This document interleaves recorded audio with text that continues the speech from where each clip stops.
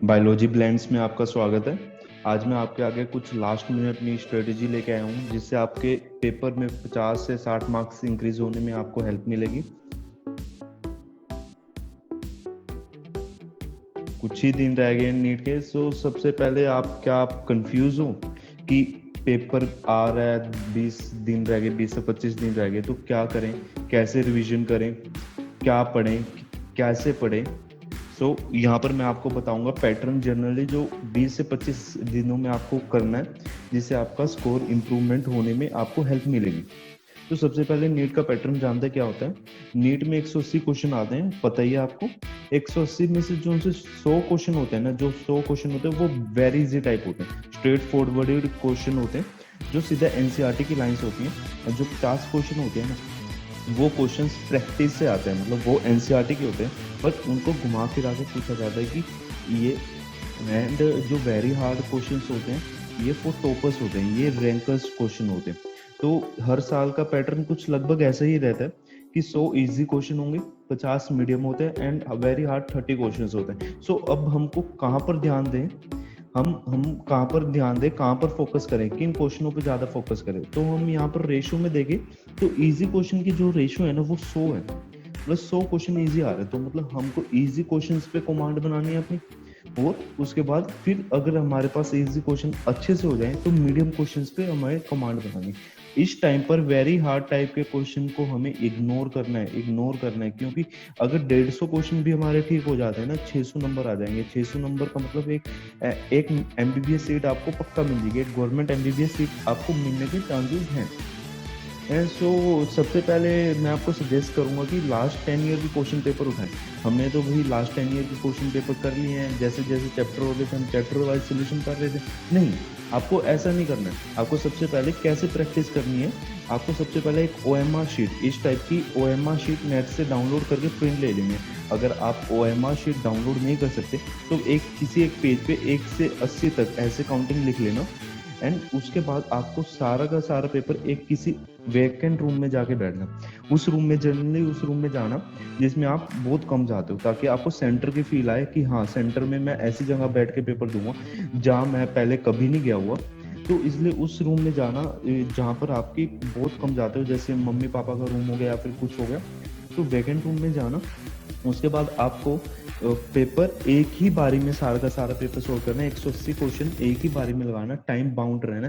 आपको टाइम देना कि इतना टाइम मुझे ये पर्टिकुलर इस सब्जेक्ट को देना है, इतना इस सब्जेक्ट को देना है। और उसके बाद जनरली आपको ना, जब आप पेपर दे रहे हो ना, जो पेपर की टाइमिंग है वो टाइमिंग वो रखना जो आपके नीट के पेपर की टाइमिंग है। उससे आपकी ना एक्टिवनेस बढ़ेगी। उस टाइम पे आपकी एक्टिवनेस बढ़ेगी।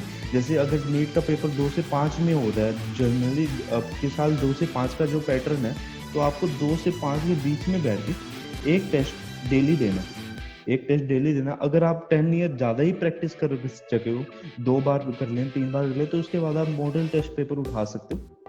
एंड उसके बाद क्या करना है, जब आपका पेपर खत्म हो गया उसके बाद आपको 10 से 15 मिनट का ब्रेक लो।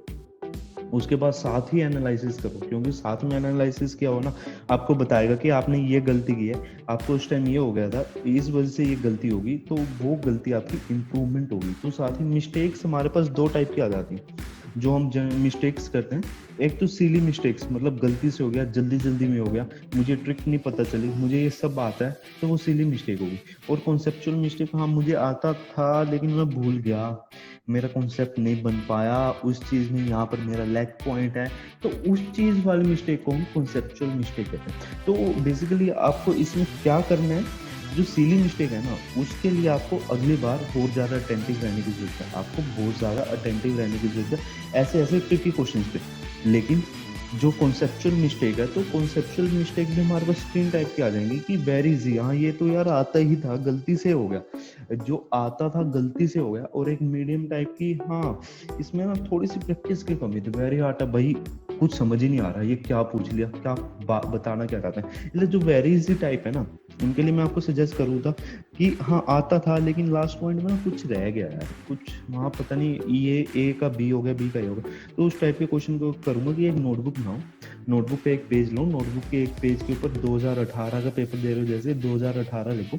उसके बाद फिर पहला पॉइंट पॉइंट लिखो और उस क्वेश्चन की स्टेटमेंट लिख दो, उस क्वेश्चन की स्टेटमेंट लिख दो। जब आप पेपर वो लिखने का ये बेनिफिट होगा कि आप नेक्स्ट टाइम उसको याद करोगे, वो याद रहेगा एंड पेपर में आपकी हेल्प करेगा। और सेकंड टाइप जो मीडियम टाइप के क्वेश्चन होते हैं, जो मीडियम टाइप के क्वेश्चन होते हैं उनको आपको ऐसा करना है कि जाओ, बार बार आप देख रहे हो कि एक ही टाइप के क्वेश्चन मेरे बार बार गलत हो रहे हैं, एक ही टाइप के मेरे बार बार गलत हो रहे हैं, तो उसका आपको सिर्फ एक फंडा है, जाओ वो वाला कॉन्सेप्ट पढ़ दो, अभी टाइम है, वो वाला कॉन्सेप्ट उठाओ बुक से, कॉन्सेप्ट उठाओ, उसके क्वेश्चन प्रैक्टिस करो और फिर पेपर देने बैठो। ऐसे कॉन्सेप्चुअल क्वेश्चंस करने हैं।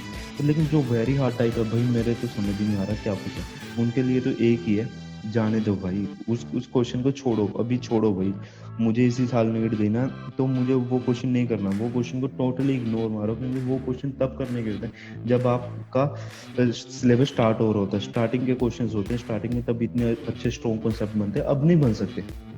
सो आपको बेसिकली ये वाला फॉर्मूला, ये वाली जो ट्रिक बताई है कि डेली एक क्वेश्चन पेपर करो, उसी टाइम पे करो जिस टाइम पे आपका नीट का पेपर, ये लगा के देखो, आपका स्कोर नहीं इंप्रूव होता तो तुम मुझे आगे पकड़ लेना। ये वाला फॉर्मूला एक नंबर का बेस्ट फॉर्मूला है, एक बार करके देखो वैसा। तो और कैसा रहा आपका इस फॉर्मूले से सक्सेस, मुझे बताना कमेंट बॉक्स में। एंड नेक्स्ट वीडियो में ये बनाने वाला हूँ कि नीट का पेपर कैसे दे के आओगे, नीट के पेपर के टाइम पे क्या पहले कितना पोर्शन किसका करना है, कितना किसका करना है, कितना किसको टाइम देना है, कौन सा क्वेश्चन क्या करना है, वो वाली वीडियो मैं नेक्स्ट बनाने वाला हूँ। So be tuned with the biology friends. अगर आपने चैनल अब तक सब्सक्राइब नहीं किया हो तो चैनल को सब्सक्राइब करना ना भूले एंड बेल आइकन को दबाएं। Thank you, have a great time, all the best for the